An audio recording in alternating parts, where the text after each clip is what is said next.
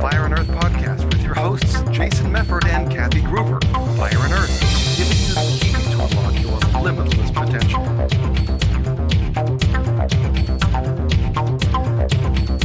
Welcome to another episode of the Fire and Earth podcast. I'm your co-host, Jason Mefford. And I'm Kathy Gruver, and we are here of day, God knows what, of the sequestering, depending on where you are in the world. Jason and I are in our robes, our pajamas. I have this one chunk of hair that just has a life of its own right now. So sequestering, that sounds like so legal, like we're on a jury or something. Yeah, we're sequestered. But it probably sounds better than quarantined or anyway. We're sequestered. We're away. We're sheltered in place. Quarantined is if you happen to get sick, and sequestered is, it's just a good word. So, but here we are, sequestered on day, God knows what. And we're going to talk about what you really want and how to get that thing. When I do coaching with clients, the first question I ask them is, what do you want? Because so often we know what we don't want. We can name off all these things that we don't want or we no longer want. But the true question is, what do you want? Because if you don't know, then you can't get it. You can't get towards that thing. I use the example of the Waze app or, the Google Maps. You don't just turn it on and go somewhere. You have to put a destination in mind, and how you get there can change. The routes can change, barriers can come up. But if you don't know what you want, then you can't get it. So that's what we're going to talk about today. Yep.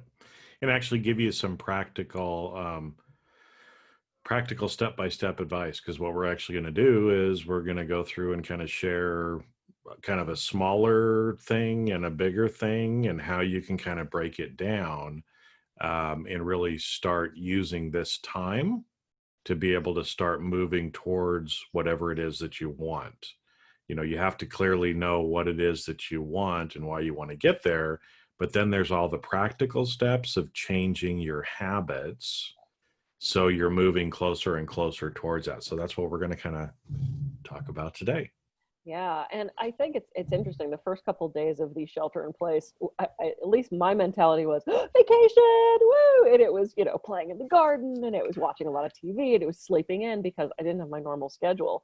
And then the Capricorn part of me kicked in and went, oh shit, there's things I want to get done. Yeah. So first thing you have to do is step out of that vacation mindset, because for so many of us, not working also means not income. I'm a self-employed hypnotherapist, massage therapist, coach. If I'm not in my office, I typically don't make an income. So this is not only a time of opportunity. I know for a lot of people, it's a time of fear, but turning that into that opportunity is going to be better. It's going to get us to where we want to go. So first thing is, everyone take a deep breath and tell yourself it's okay. Everything's okay. Everything's going to be exactly as it should be. Yeah. There's nothing to be afraid of. I know it's unknown and it's scary, but it doesn't have to be. We're choosing to think about those things. So now, question. Well, I was going to say, because as you were saying that, it just reminds me of another saying that one of the guys that I follow likes to say: everything always has been, is now, and always will be okay. Mm-hmm. We get through it. We've gotten through things in the past. We get through things currently, and we will in the future. Yeah. It's just, again, just use this as an opportunity, because again, like you said, both of us have things that we're trying to work on or do a little bit different based on kind of this extra time that we have. Yep. And so let's just kind of jump in and get going with it, right? Yep. So pivot. Yeah. So for me, what we thought we'd do is kind of do a little bit of a smaller thing. So I'll kind of share what I'm kind of doing and why, and then we'll do a bigger one that Kathy's going to talk about. That's a little bit more in depth, and it's going to take a little bit longer. But what are kind of some things you can actually do tangibly to help you start moving? And you'll see from both examples that there's going to be some similarities for both of them, right? Mm-hmm. So for me, I've been trying to work on my mindset for quite a while. I've had a morning routine for quite a while, but I felt like it was kind of getting a little stale, and that I was still just kind of going through the motions and was busy, but wasn't really doing a lot of the things that I wanted to do for my own improvement. Okay. Mm-hmm. So one of the things I've been trying to look at is how to redo my morning routine, how to incorporate some of these other things into it that I would like to do more of. And one of those things is reading. Okay. So one of the books that I just read in the last week or so is The Miracle Morning.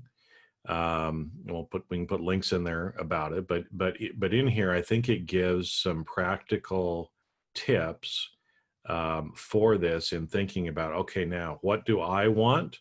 I want to change my morning routine so that I feel like I'm more energized. I'm more actually taking the time for me so that for the rest of the actual workday, I can actually be more productive, right? Yeah. So, there's certain things that you have to do. Like I have to get my butt out of bed each morning, right? And so if I'm going to, use this morning time to do some things and incorporate more reading, we'll just take in this example, I have to first off block out the time, right? Yep. I mean, I usually go to bed fairly early. My family makes fun of me, but usually somewhere between 8:30 and 9:30, I go to bed because I usually wake up about 5:30. Okay. So because of that, that's usually what I like. Now, for a while, I've been sleeping in till 6:30 or 7.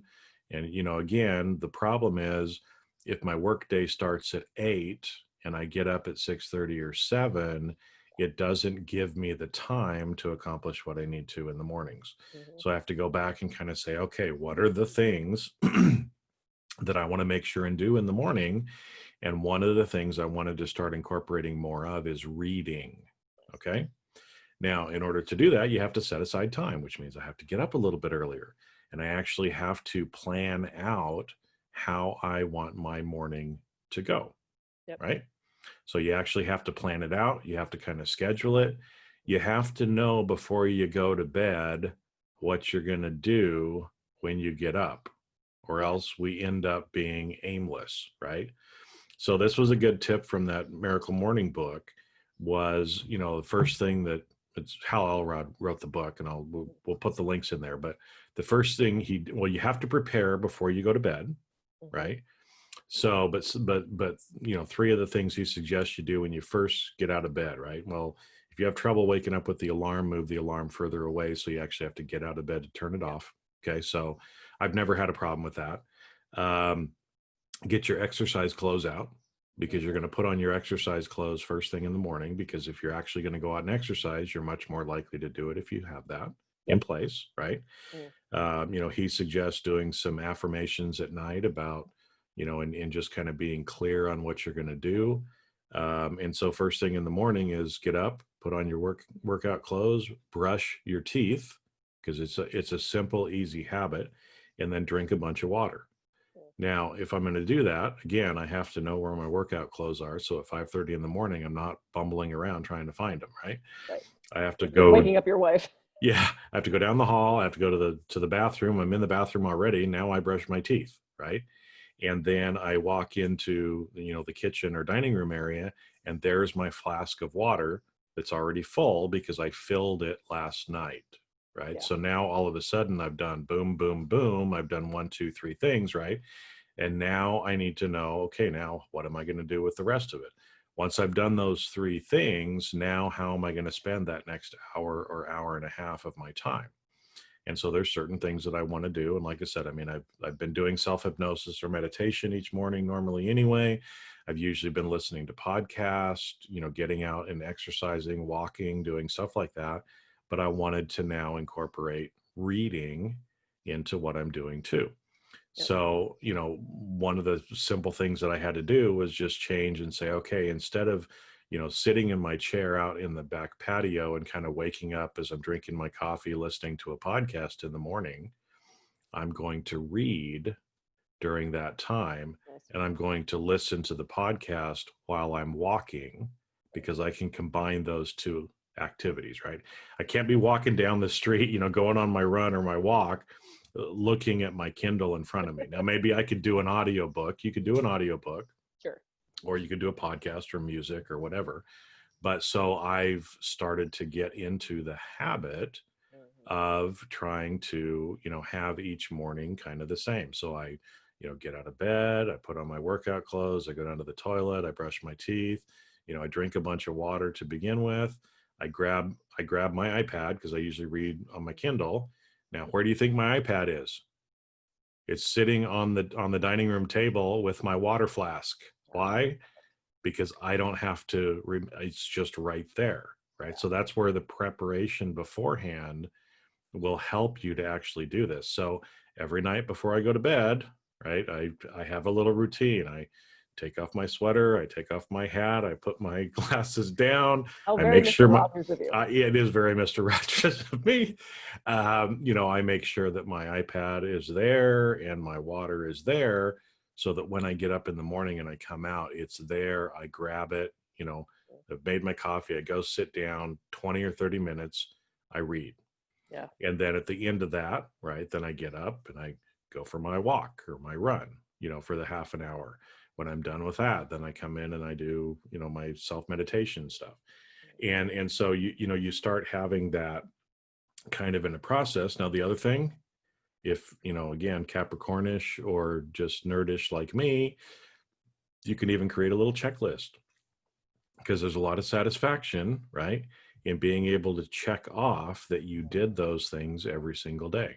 And so I have, well, wherever my little thing is here, you won't be able to see it that well, but I've got a whole little thing here. Wow.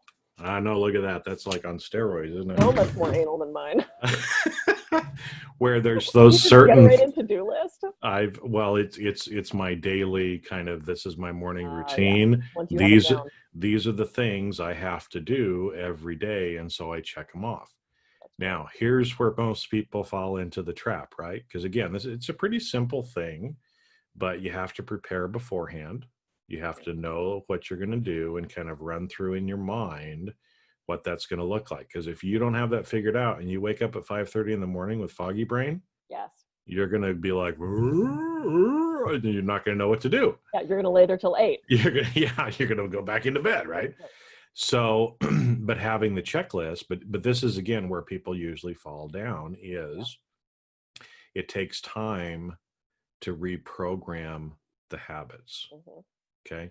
So again, there's been a lot of different research done. People throw out 21 days, people throw out 30 days, people throw out 90 days, right? Okay. Here's reality is, within about 21 days, your body starts to adapt to whatever change has been done.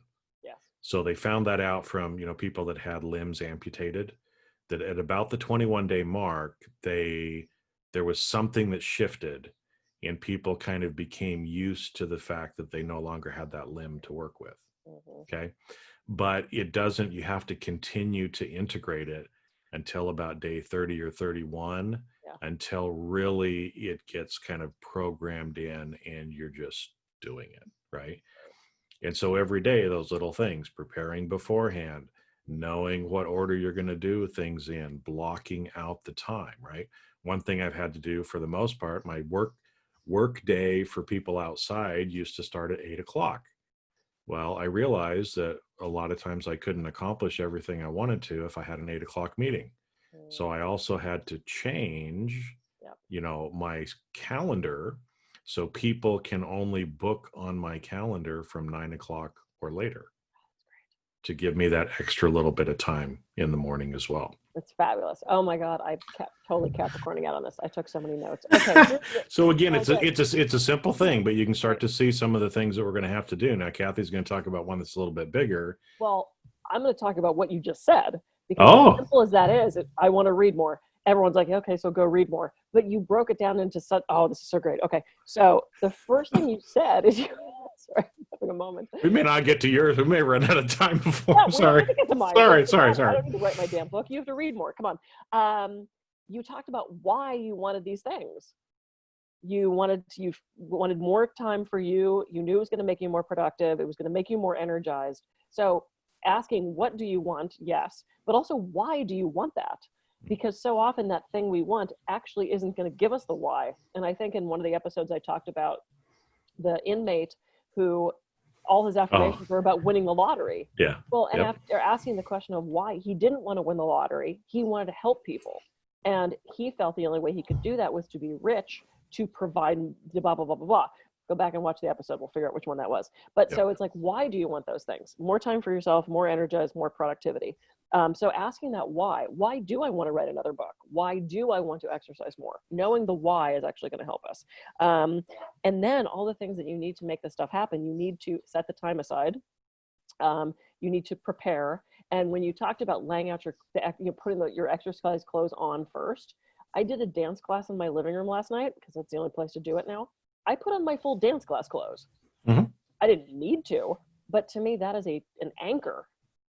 That is an anchor that I'm going to exercise now. So when you get into that habit of putting on those certain clothes, putting on work clothes, I mean, we're joking today that we're in our robes to do this.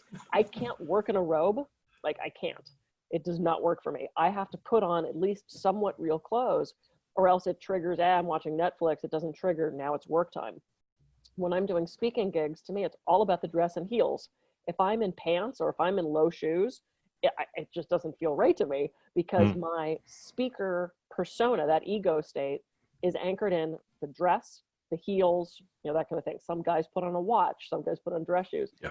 Whatever that anchor is for you to get you into that ego state to do that thing you say you want to do. Your ego state of reading is probably different than my ego state of writing my book. But that, when you mentioned that anchor, that thing. Well, because you brought up the anchoring, because again, we've talked about that before, but I think that's an important point for people to realize. All those little things, brushing your teeth, who really cares if you brush your teeth in the morning? I mean, okay, well, never mind. We won't go there. But it's a relatively little thing, but it anchors you. Right. And so again, as we're developing these habits or these new ways of trying to do stuff, anything you can do to try to anchor yourself at each of those different decision points is going to make it more likely that you make it to the next one. Yep. And so that's why the checklist, checking things off, having the work clothes out, brushing your teeth, all of those are little anchors on the way to get you to where you want to be. Yep. And my next thing I was going to say was checklist. Yes, absolutely. Write stuff down. Have that plan laid out. You're not going to build a building without a list of things that need to be done, and you're going to start with that foundation and you're going to build from there. You're not going to try to put the roof on first. You've got to put the plumbing in. You've got to, there's a certain unfolding of an order that works. Taking the time, having a plan, talking about the yes and no thing. You said, if you schedule an 8 o'clock meeting, it doesn't allow you enough time. So you pivot to now start your meetings at 9, because as we've talked about in other episodes, when you say yes to one thing, you have to say no to something else. Yep. So you saying yes to that early morning meeting meant your personal stuff was not happening. So maybe you work an hour later, maybe you squeeze a meeting in someplace else, maybe you expand those times. It's about adapting that so that all of your needs are met and making sure you're saying yes and no to the right things. Make it easy for yourself. Have those clothes laid out. Have your water flask next to your laptop so that you can go do that thing that you want to do. Make it easy for yourself as possible. And then because it's funny, even about the water. Yeah. Because when I first read that in the book, I kind of thought, okay, this is kind of silly. But then I went, hold it. Because I have a flask. I usually, I drink a couple of flasks worth of water a day. And I leave it. We have, coasters on our dining room table area, which is by our back patio. So that's usually where it sits. Mm-hmm. And the funny thing is, usually by the end of the night, it's pretty empty. And so it would sit there empty. And then I would get up in the morning and think, oh, I need to drink water. And I would pick it up and there'd only be a little bit in there. Yep. Now it's only 20 feet to the refrigerator where the cold water is to put in it. But that 20 feet was a distance that would make me not drink the water first thing in the morning like I should. So if I do it and I've created an anchor and a habit at night to be able to do that, then it's there. Now I don't have an excuse to actually do it. Absolutely. Well, and the same thing, it's like I keep, refilled bottles of cold water in the fridge, and I take 2 up to bed at night, and in the morning I bring down the empty ones and I fill them up, put them back in the fridge. It's become that habit. I knew you and I were recording early this morning. So last night before bed, I went, hey, let's do the dishes so that they're done, so that I can wake up and everything's clean and put away, as opposed to, so that planning, sometimes it takes some planning. But here's one that you didn't mention. And this is going to help, the reading could. Enlist help. And what I mean by that is two things. One, have someone in your household, someone in your circle, in your sphere, keep you accountable for things. Let them know, like when you and I were talking about wanting to run the marathon, you had people who you were running with, people who were keeping you accountable to those goals. I think that can be so helpful. But other than that is, if there's a skill that you don't have, something that you don't want to take, that I don't do my own website. Could I learn it? Sure. I don't want to. I don't have the time for that. That's what Sarah Caputo talked about, being in the weeds. Yep. What is on the top of your triangle? What is the highest purpose of what your day entails? And I just put out a bunch of Facebook ads and a bunch of Yelp ads for my online coaching. I don't know how to do that efficiently and effectively. So I brought in a VA who helped me put together the ad, who helped me put together the landing page, who helped me put together. I enlisted the help of other people to make sure that my goals are met. And these people love supporting me. It's once again, an exchange of energy and income. It's keeping things, in a time where there's a lot of people who aren't working. I don't do my own laundry for my massage practice. I have people who do that because that is not the highest and best use of my time. So if you want to accomplish something, especially if it's a bigger goal, like I seriously do want to finish my book, I have to hold myself accountable, and I want others to hold me accountable. If I don't have a deadline, it's probably not going to get done as quickly. So if you don't have a deadline, it won't get done. Right. You have to have a deadline. Right, exactly. And that sometimes takes other people to hold you accountable. So what else did I write? Yeah, accountable, plan. Does what you're doing lead you to your goal? Does spending the third hour watching Netflix lead you to your goal? Or do you need to turn off the TV for a second and actually work towards what you want? And again, if you don't know what your goal is, if you don't know what that end result on Waze is, there's no route to take. So those are the notes that I took on yours. And this applies to everything. This is not just, and I'm glad we started with the reading one. And here's me like, oh, it's too simple. I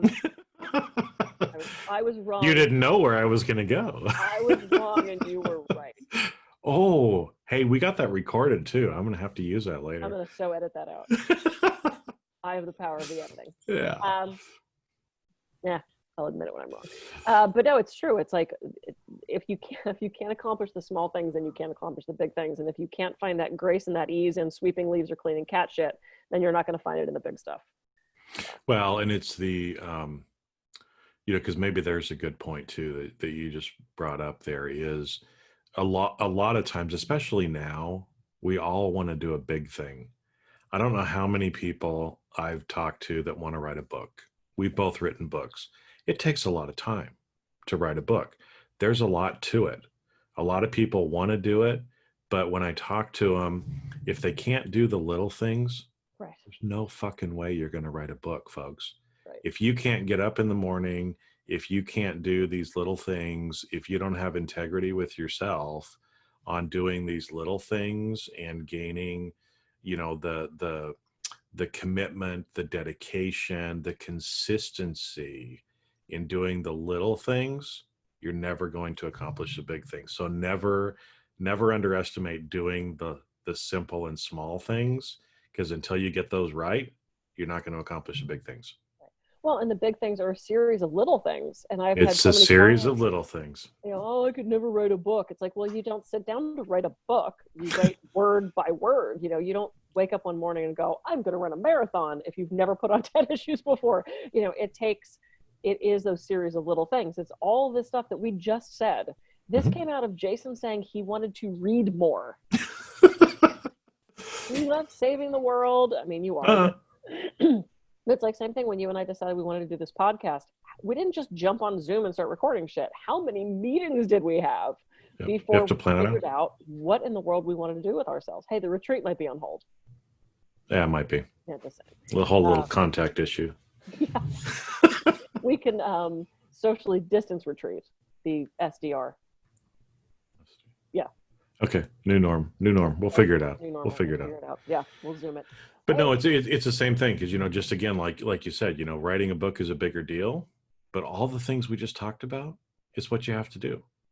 Yeah. If you're going to write your book, you got to block out time on your calendar, half hour a day, whatever it ends up being, because that's the only way the book gets written, right?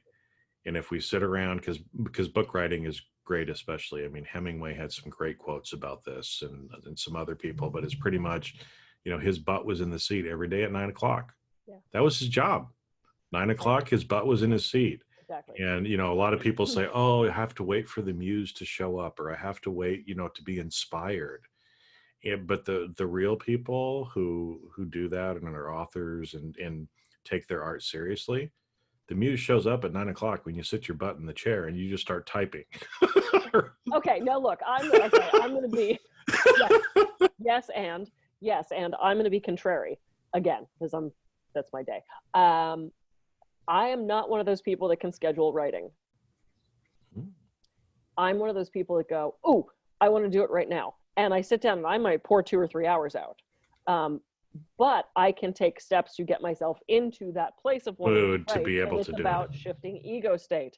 It's about getting excited to write, about looking forward to that. The same way we did when we would go to Disneyland or vacation, like you would count it down on a calendar and every day you'd look at that and you're like, oh, 2 days more, or, the whole countdown to Christmas thing.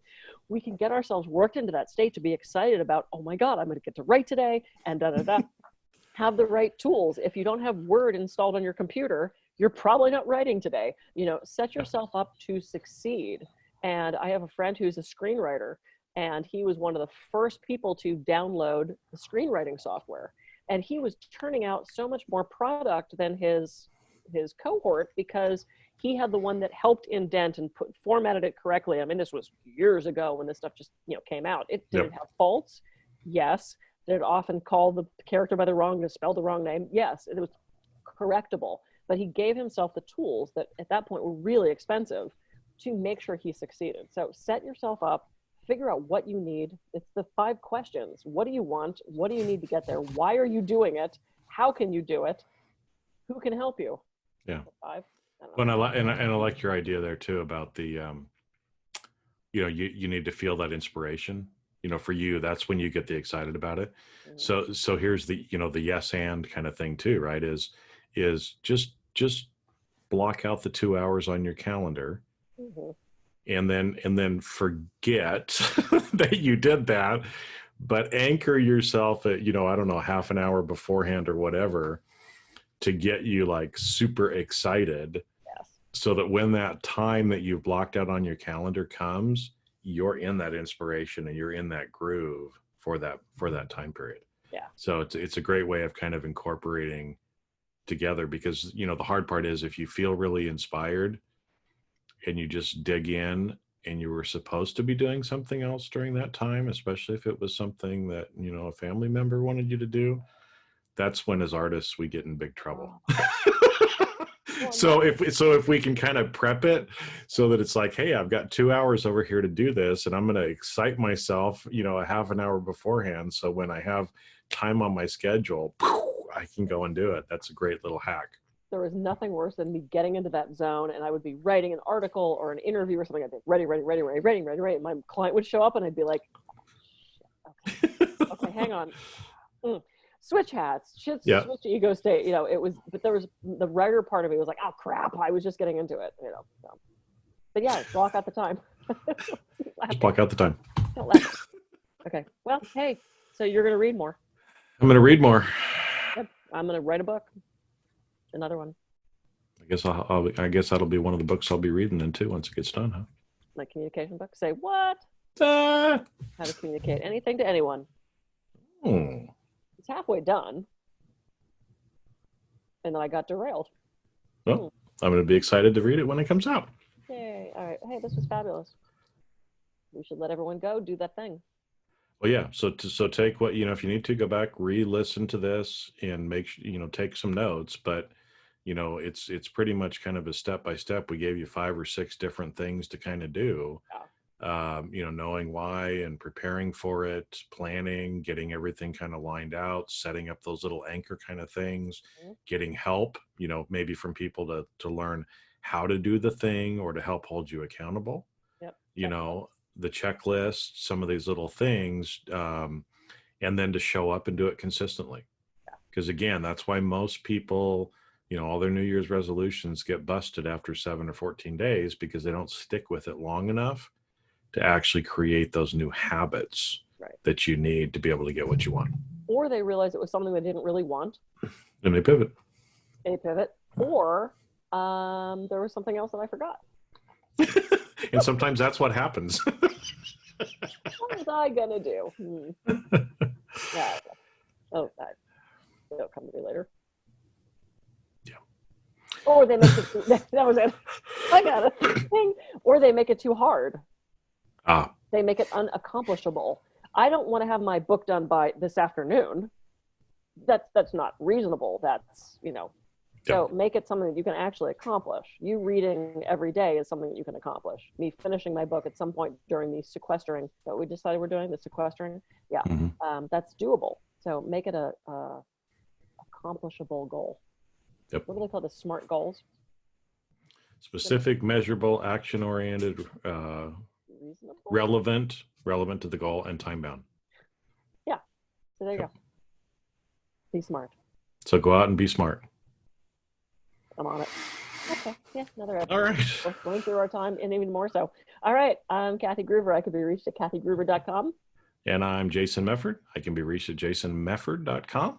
So go out, accomplish what you want, take the steps that we taught you today, and start changing your habits so you can get what you actually really want. And we'll catch you on the next episode of the Fire and Earth Podcast. Peace. Yes.